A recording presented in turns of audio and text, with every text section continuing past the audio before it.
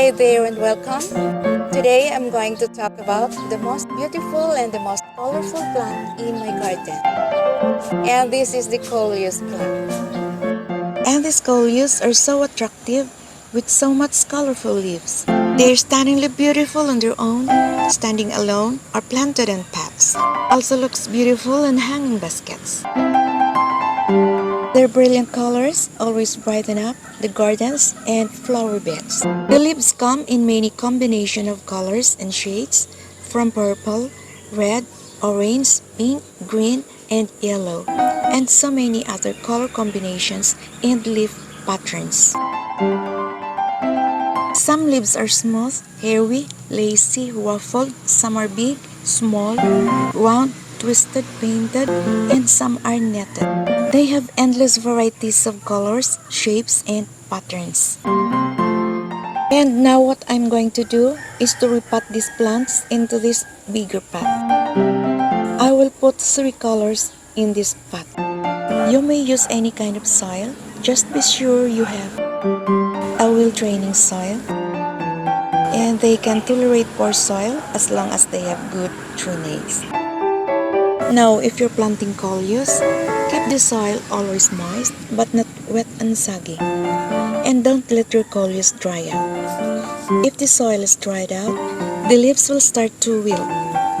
And if this happens, water it immediately, and soon they will recover after watering. Do not overwater the Coleus because it will rot the root. You may water it every day or every other day to keep it moist. Those planted in containers will need water more frequently than those in the gardens. Coleus needs plenty of sunlight in order to retain its beautiful color.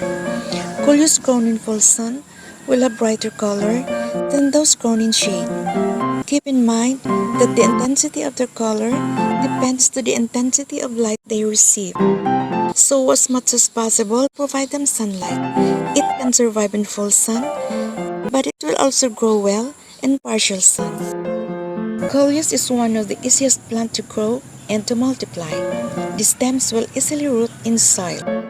And it really grows very fast. And it also very easy to maintain. It will only take about 3 to 4 months to grow into a nice looking plant. You can also easily root this in water, but I grow it in soil because it's just easy to grow. In 2 weeks, the roots will appear, and the stems and leaves just continue to grow without falling off. To propagate Coleus, cut the stems 3 to 4 inches tall, and as usual, take the lower leaves and leave few leaves at the top. Sometimes the leaf at the top are also big, so you can cut it half to make it smaller.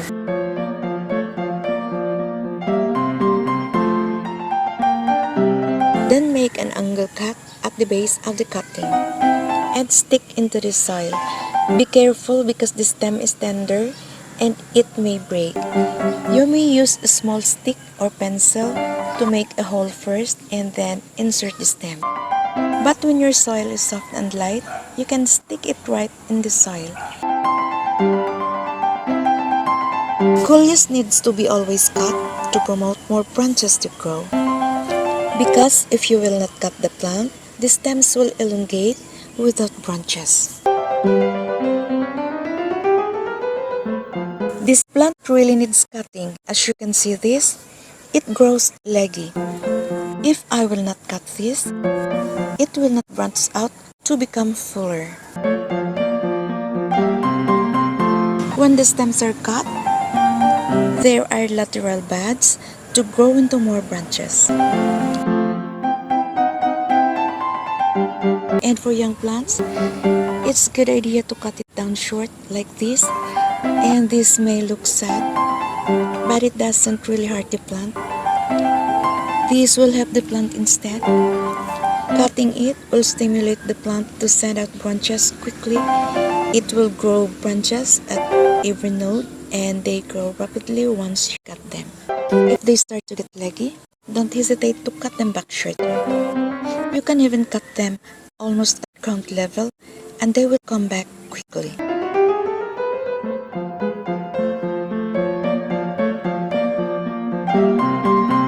Cut also all buds and flowers that appear. If you let your plant to flower, it will give all of its energy into forming the seeds. And that will complete their life cycle, and soon the plant will die. Coleus grow well with or without fertilizer.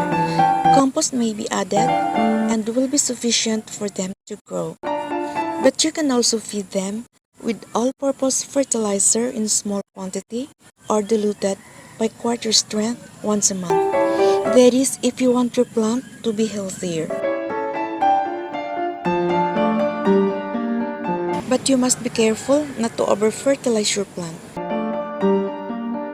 because it will make your plant lose its brilliant color. Coleus do not give best color when over-fertilized.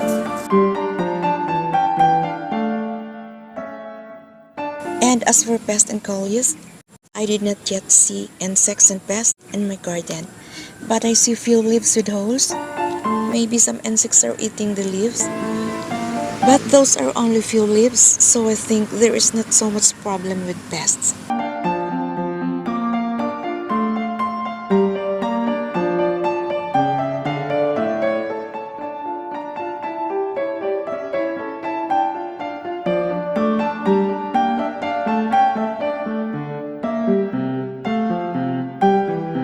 And now we come to the end of this topic. Thank you so much, friends, for watching. I'll see you next time. Bye.